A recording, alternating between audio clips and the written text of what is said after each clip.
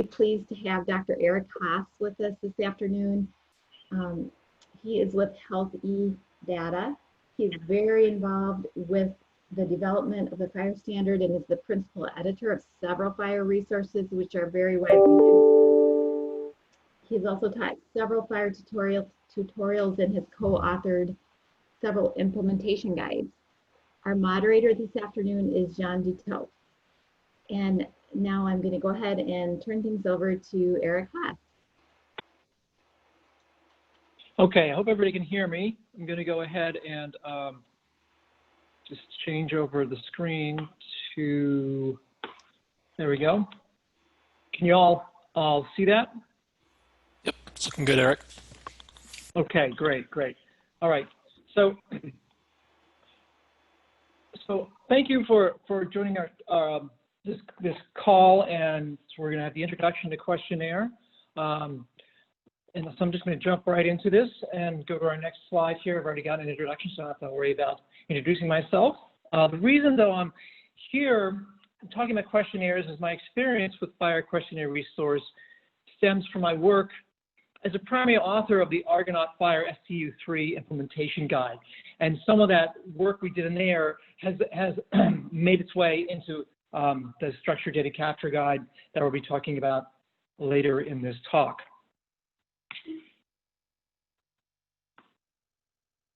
And before I get started, I also want to give a special call out, special thanks to Brian Postlethwaite for his help in putting this all together. Without his help, frankly, this presentation would not be as good as it is. So I'm going to thank him personally. Okay, so in this presentation, we are going to introduce the FHIR Questionnaire and Questionnaires resource, briefly surveying how FHIR questionnaires can be used in healthcare. And then we'll take a dive into the resource content models themselves before looking at workflows for creating and using FHIR questionnaires within the FHIR API and ecosystem to share standard assessment forms and the assessment responses between organizations.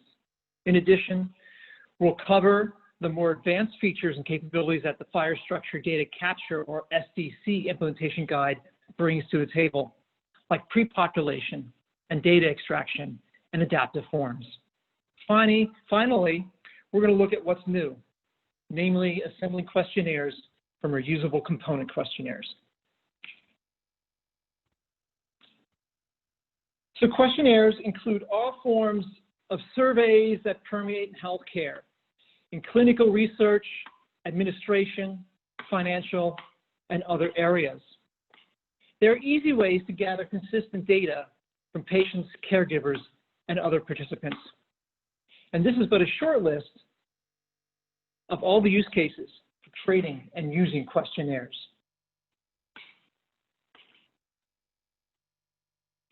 The questionnaire resource defines the questions using the item element within the resource. Just as in real life, there are many types of answers to various questions, including text, dates, numbers, and multiple choice. In healthcare, there are many concepts that are represented by codes, and the questionnaire resource provides a couple of ways to link directly to these code sets.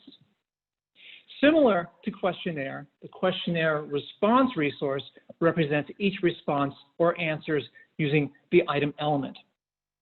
The items in the questionnaire resource are linked back to the questionnaire items, and its structure mimics that of the questionnaire in order to provide the proper context for each response so they can be interpreted correctly.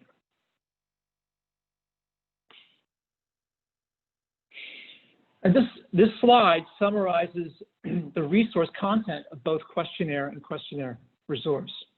Questionnaires can be split into two sections. Just theoretically or conceptually, you can split them into two sections: metadata and items. Metadata includes the stuff about the questionnaire. For example, the URL, which may be used in the same way as a structured definition is canonical URL. In other words, it uniquely and globally identifies the questionnaire. As I mentioned in the previous slide, the actual questions are represented by the item elements, which can also represent groups of questions and display only text. The items can both repeat and nest using sub-items. Questionnaire response can be split up into two conceptual sections as well, the context and items. The questionnaire response contains elements for a context, including, for example, who is the subject, who answers the question, and of course, the reference to the questionnaire via the URL. The answers to a given question are defined in the items section, and they also can repeat and nest and need to replicate the items, the questionnaire's item structure as well. Looking more closely at the structured definition of questionnaire, each question is defined by a type, specifically a FHIR data type. And there are other rules about the question that provide the ability for complex and thorough validation of the responses.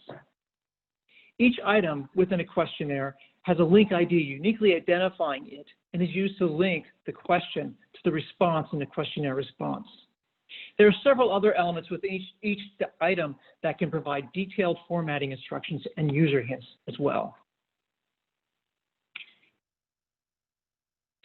This is important to repeat, so I made a special slide for this. In order for the responses in the questionnaire response to be meaningful, they need to link back to the corresponding question in the questionnaire. So both the link IDs and the item structures must match between the questionnaire and questionnaire response. And speaking from personal experience there, I tried it. There are no shortcuts to this. You have to basically reproduce the structure identically in your questionnaire response.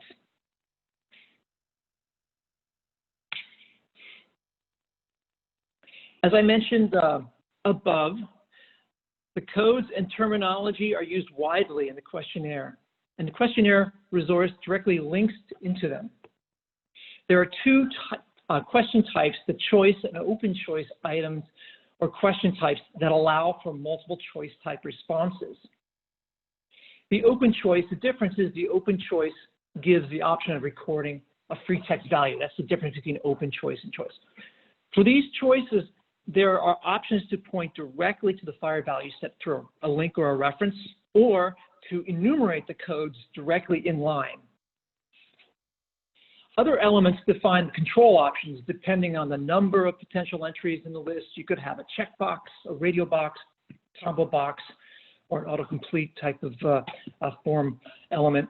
And then there are several extensions and several operations that help also interact with the terminologies and provide for a rich user questionnaire experience.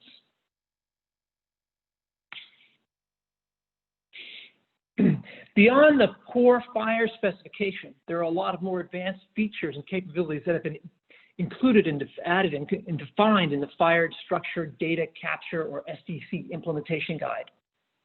They include those listed here. We have advanced rendering, advanced form behavior, adaptive questionnaires, importing data into form, and extracting data out of forms. And we'll be covering several of these. Actually, we'll be covering the last three in this guide. I'll be reviewing the last three in this presentation later.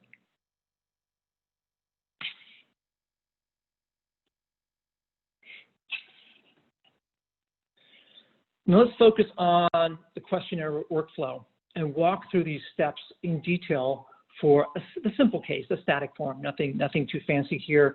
We have the following life cycle. Optionally, you can create a new questionnaire or locate or fetch an existing questionnaire to use for a given context. You would load and render that questionnaire and reference content such as code sets. And you may pre-populate the questionnaire with other data from your other resources or other sources before you actually present the form to the end user. The user enters the data. There may be some local validation on the client or the form rendering side during the data entry. The questionnaire response is saved and validated to the target server with possible errors, warnings, and issues reported back to the end user. Data may be extracted into other FHIR resources for data exchange or interoperability. Later on, you may wish to locate and fetch the questionnaire responses for a variety of use cases, for example, for review, for data aggregation, for example. So that's kind of the general workflow. You create a form, use the form, fill it out, it comes back, and then you may want to go back to that form and look at the data again. So for creating questionnaires, when you create a questionnaire, typically you want to take existing non-FHIR definitions and turn them into a FHIR questionnaire resource. You can do this by cracking open the FHIR documentation and using your favorite text editor and typing away in XML, YAML, or JSON, or what have you. But I'd recommend you use a form authoring tool. And I've listed a couple of really nice ones here. And we'll try to, I'm going to give you a brief demonstration of the NLM tool. It's a demonstration in just a few slides that show how this happens when you create a form. So we have this non-FHIR set of questions. We have a form here, basically. This is an NHSN COVID-19 healthcare worker staffing pathway, so it's a very contemporary thing. I took a look at this last month, and I put this form together just as a little exercise.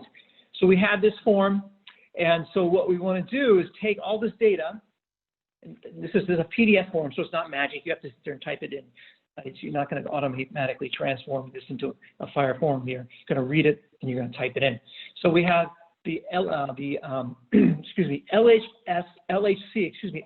form builder. That's National Library of Medicine has sponsored this project. And so you would go into this tool here, and you can see on the right-hand side, there's a bunch of little spaces to enter all the data. So you would enter all the data, you'd manually put that back in here and create the form. There's lots of options in here, lots of optionality, and lots of ways to structure this form using this tool. And then you create your questionnaire, and here's what it would, in my case, it looked like. And you can see on the left-hand side, you have the place where you enter the data. And as you're building this form, this is a really sweet little application. It'll actually render it for you and show you what's rendered on the other side. So you get kind of a what you see is what you get type of data entry experience here. And so it also does create the questionnaires in several formats. It does it in STU3 version FHIR and version R4.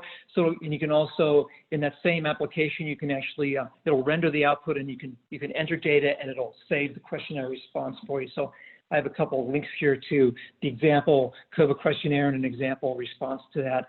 And there's just a snippet of it on the right-hand side. That's by the way, that's in YAML. It's a little easier to read. So in case you wonder what that format is. So yeah, so it's a very handy tool. Creating questionnaires is, I think, hundreds of times easier with these tools, because you just go in there and you fill in the blanks and turn the crank, and voila, out pops the questionnaire. So really nice tools. Okay, so once you've created a form, if you have already a repository, an assessment bank, and you wanna fetch one from someplace else, like from an assessment bank. So you fetch questionnaires using the standard FHIR search parameters, like title, ID, publisher, context, and so forth. There may be other ways, of course, to search through references in a directory or some out-of-band method as well. So once you have your form, either you made it or you fetched it, you want to present it to the end user. And this requires developing some rendering software to present the question in a pretty easy to read format and being able to capture the end user's responses, possibly doing some real-time validation as well. I've listed here as well a couple of rendering tools here that do a really nice job of this. And I gave you a little taste of that in the previous slides of how the NLM displays the output of the questionnaire. So the next step is for the user to ask, once it's rendered, the user enters the data, the end user answers the questions, and the questionnaire response is validated by the server and is saved to an answer bank. We're not going to be covering much on validation today. We don't have enough time to do that, but that's probably an entire topic for another whole nother talk of questionnaire validation. So once the questionnaire responses have been saved, they can be retrieved for a variety of reasons. such as review, aggregation, and so forth. However, it's important to note that individual responses within a questionnaire response are not directly searchable. You can't search directly for question number 3A in form 65, for example. In order to search directly on responses, it must be in a downloaded into a searchable form. In other words, maybe a database or to a FHIR resource, which we'll talk about data extraction in a little bit. But to retrieve the questionnaire response resource, you would again use the standard FHIR search APIs for that. For example, you would search by ID, by the questionnaire, by patient demographics, for example.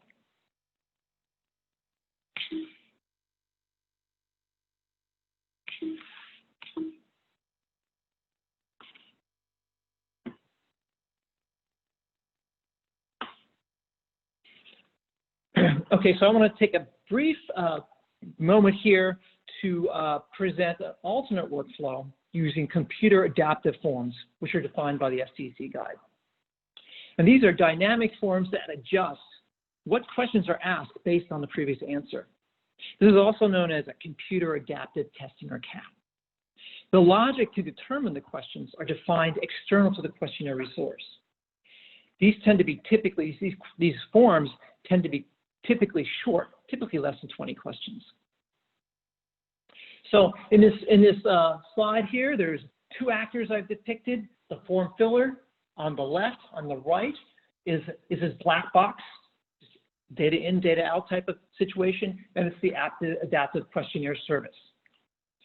So the form filler, first of all, discovers and initiates the adaptive questionnaire by posting an empty questionnaire response to the service's endpoint. Of course, it contains like what questionnaire they're interested in.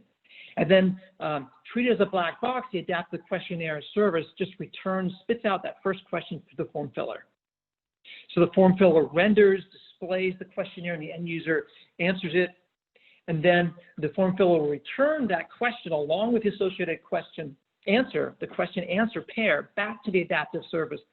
And it will based on that question answer pair, the adaptive questionnaire service will return the next question to the form filler. In other words, each time the adaptive service has no memory, right? It has short-term memory loss and long-term memory loss. So each time it comes in, it inspects the entire chain of question answers before deciding what next question gets pumped out to the form filler. So that's repeated in a iterative fashion over several cycles until the last question is reached. And once that's reached, then the form filler may process the questions and answers or do with it what they may. This is a different workflow, and it's fully described in the SDC spec as well. And there's a lot of details I'm leaving out here. I just want to give everybody a nice overview of how this all works. Okay, and also in SDC, we have something called post-extraction. Now remember that individual responses are not directly searchable using the FHIR Restful API. The SDC guide defines how to extract answers from the questionnaire response and then convert or map it to another FHIR resource for data exchange and interoperability. As an example, consider the answer to the question of how many packs a day do you smoke, that you would convert to a FHIR observation resource. And in truth, the SDC guide defines 3 approaches, and I'm listing them here from least to most technically challenging. There's the observation-based extraction, there's a definition-based extraction, and then there's the structure map-based extraction technique. Now, for the observation-based extraction, the idea here is that every response gets mapped to a FHIR observation. It's the most straightforward but least flexible approach.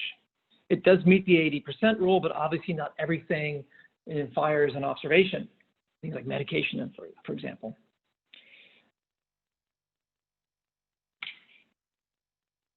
In the definitions-based extraction, the item directly links to an element in a structured definition. And there's an example given here, and you can note that in this example we have HTTP blah, blah, blah. There's a hash in there. That's observation, hash observation.com. And so that's really pointing to the observation.com element. It's a primitive element in, no longer primitive element, never mind. It's a primitive element in observation. And so therefore you can link each item in your questionnaire to a corresponding link in the structured definition. Now, to do this, you can't do complex things like splits, joins, and calculations, and the shape of the questionnaire needs to closely match the structured definition. There's some restrictions here because of the nature of how it works. Finally, we have the most complex of structured map-based extraction. It's the most technically challenging and uses the FHIR mapping language. And although it's complex, it's very flexible to transform languages. And by the way, if you have any questions about this, I will have to defer you to others who understand this much better than I can explain it.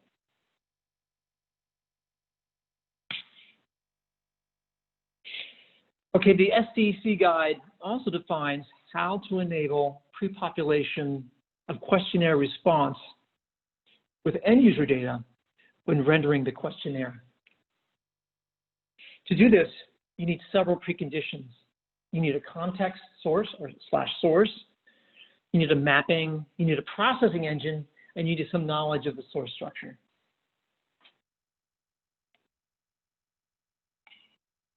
Like with the data extractions discussed above in the structured data capture guide, there are 3 approaches defined.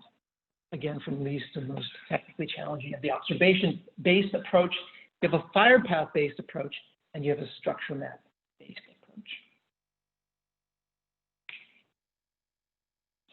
For pre-population, using the observation-based approach, you have the least flexibility with regards to the structure of the questionnaire. The context may be provided by parameters resource or a smart scope. The mapping is provided by codes. In other words, the questionnaires item.code element maps to the observation.code.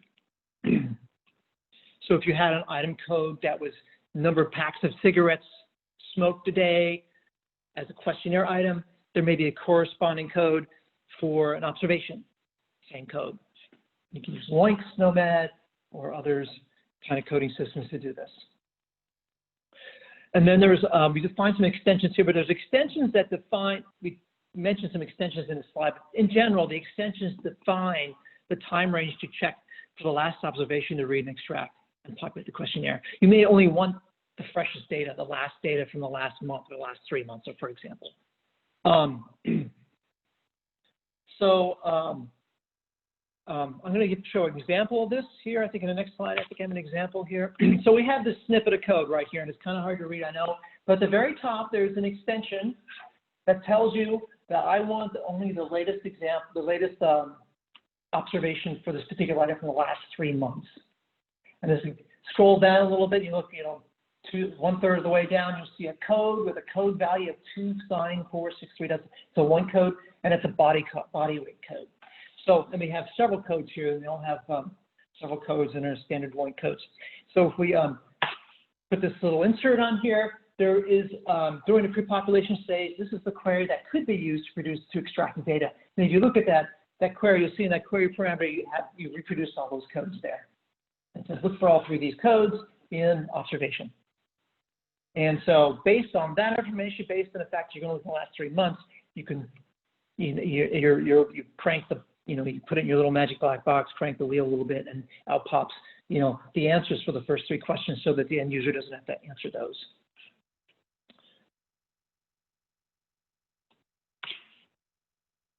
Okay, then we have the pre-population via the FHIR path method. So in this, again, your context is provided by parameters or a smart scope as before, and you can reference or look into the structured data capture guide for the details and the several extensions for all these pre-population methods. They have, there's actually a corresponding profile and a set of extensions that associates with each one of them. And so you want to check the guide out for details and extensions that can be used to define for each of these scenarios. But for the mapping of a FHIR path expression, each property is defined by an extension. Other extensions can be used to help assist in the calculation. So, for example, the FHIR path expression for each property maps to an extension called questionnaire item context. There are other extensions that can be used as well. And I'm going to see if I have an example here. Unfortunately, I tried to do this example just before our call, and I can only give you a partial view of this, but we're going to take a quick look at this example that was put together by Brian. It's a really sweet little example. I'm going to switch my screen over here, so give me a second to do that.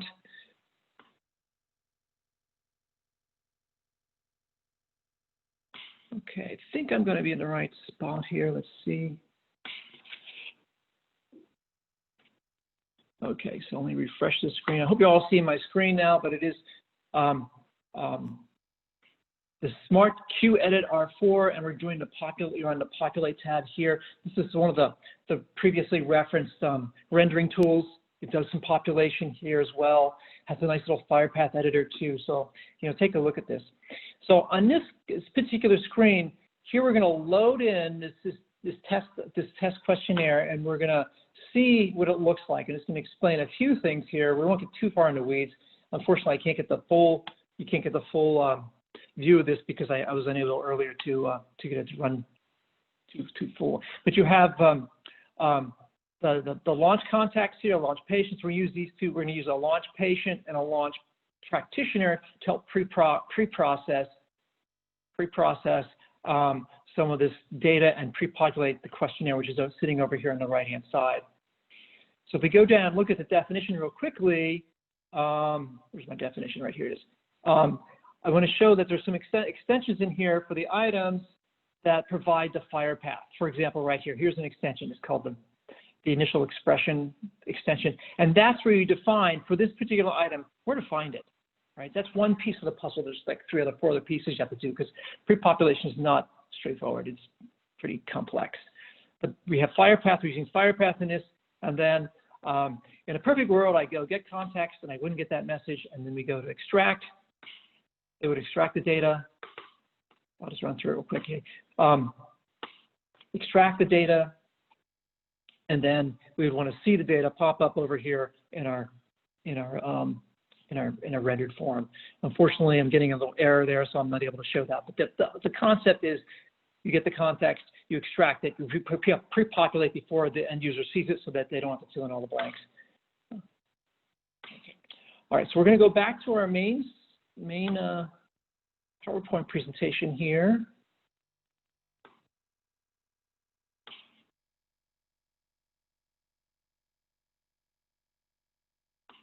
Okay.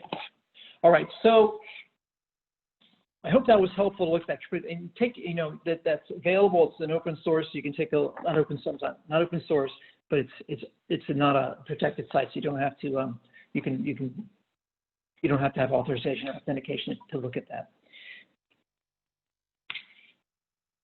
Okay. Now we're going to talk about some new things for upcoming in FHIR for R5. We're looking at modular forms.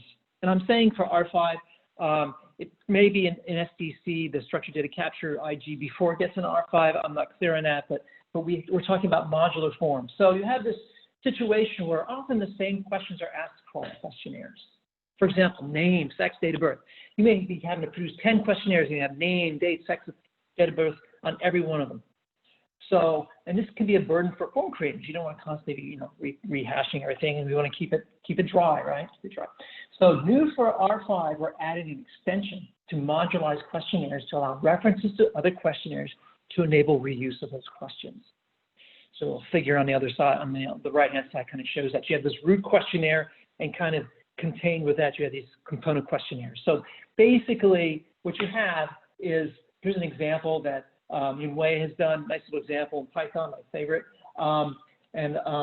What he has in here, if you look in that, there's an input device form JSON is the root questionnaire, and in that root questionnaire, it has a couple extensions that say, pick this questionnaire and plug it in here. So in the output, you just get a questionnaire with all the items in there, and you don't, and it's like magic. You just have all these pieces that you just plugged in and put together.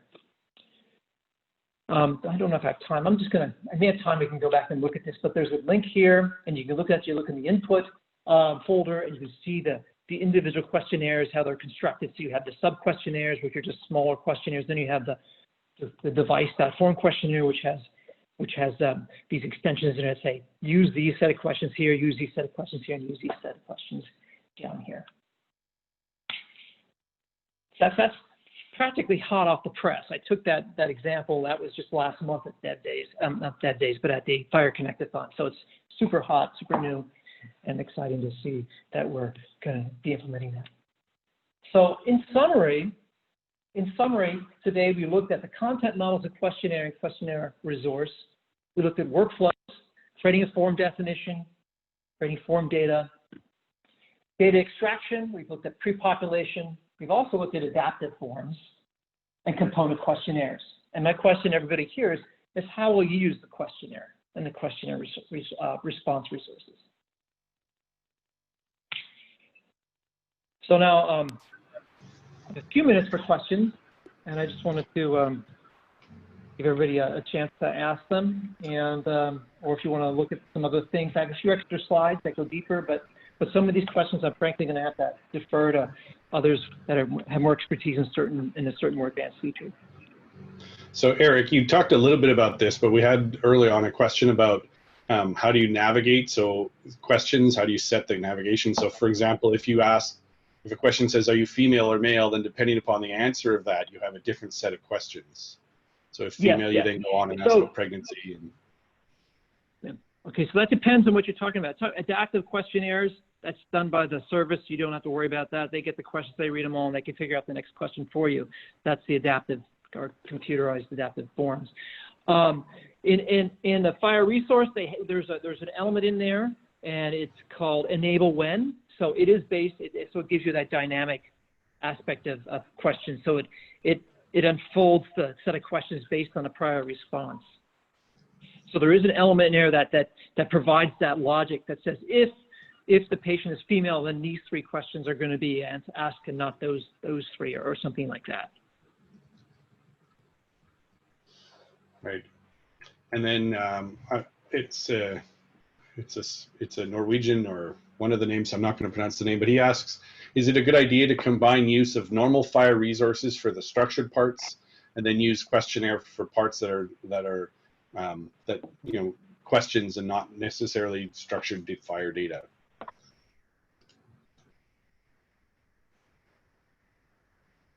If I understand the question correctly, I think you're asking, is it good to mix and match FHIR resources with questionnaire responses?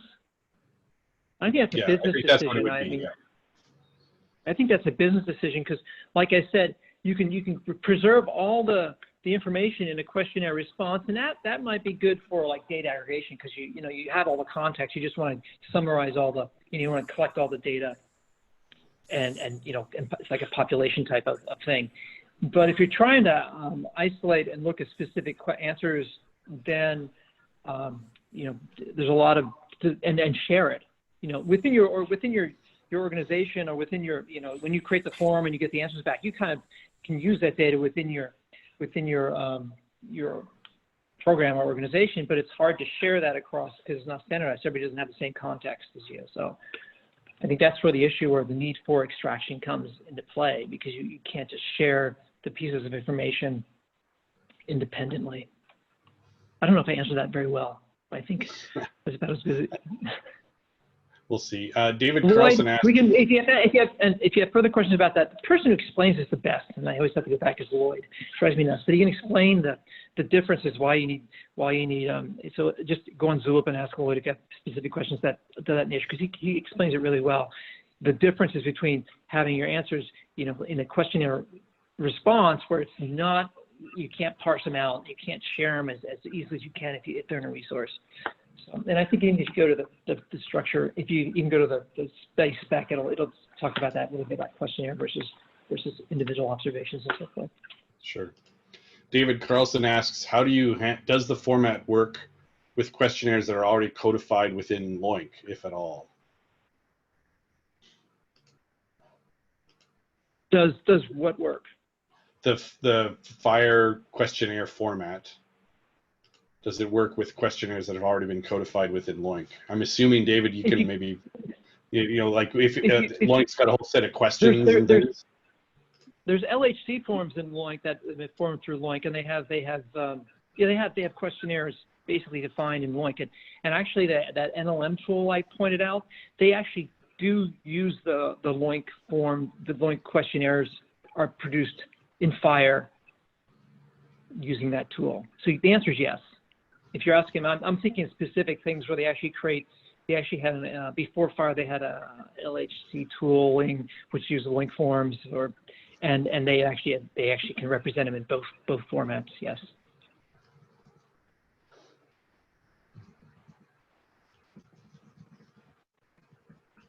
Okay. There's some people are asking some questions in the chat, so I just have to.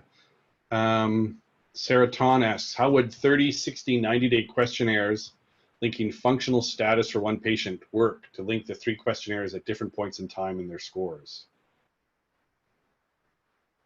That's a pretty in-depth question. That's a pretty deep question. Maybe we should take that one offline, because I actually have to sit down and think about that one. Okay. Can we get like an email or something like